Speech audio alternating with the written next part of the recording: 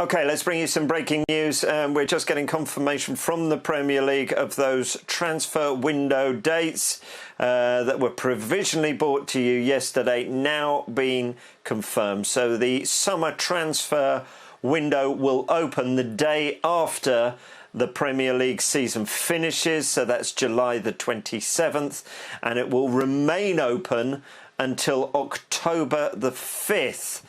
So that's October the 5th will be transfer deadline day. However, there will then be a 2-week extension from October the 5th to October the 16th, so 11 days there or thereabouts, where the Premier League and EFL clubs can still do business. You can't do business Premier League to Premier League, but you can Premier League to EFL in that bonus extra window. That's for loans and permanent transfers as well. What it does is it brings the summer transfer window in line with the rest of Europe, and it means that the closing date of the window and transfer deadline day falls on the day before registrations are due for Champions League squads and Europa League squads. Already, some of the other European leagues have confirmed that their transfer window will also comply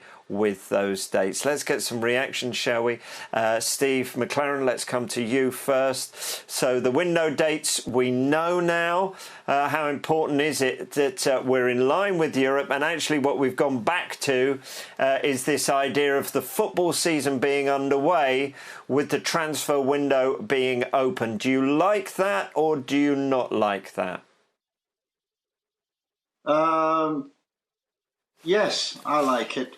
I like the situation where it was available all the way through, and especially the loan situation. And I think the loans need to be sorted out in terms of the two long-term, half a season, full season. I think in the past, when you could take a loan for a month, it was giving Premier League players an opportunity, young players an opportunity. So that's good. But I've got to say, in this summer break, there'll be a lot of players now scrambling and knowing the deadline date and knowing that they've got to get fixed up if they haven't got a football club, that they've got to start getting fit. So I think now we know the dates, there's going to be a mad scramble and a lot of planning going ahead now. Everybody knows what they're going to do.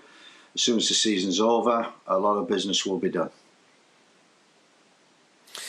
How important is it, Sol, for that sort of little extra window on the end? Because what happens is Premier League teams get their squads sorted. They've played a few games. They've had a pre-season as well, and they've decided who's in their squad and who's out of their squad, really, for the remaining months until January.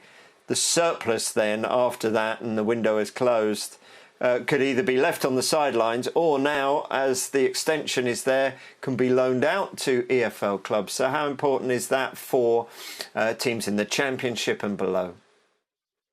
Yeah, massively. I think that will actually help team in the Championship, and I think it'd be good as well for young players to go and get a bit of experience in first team football instead of staying on the side. And it's the same for senior players. If they know they're not going to be involved that much, and it's important for them to go and play as well. So I think that's good to do that.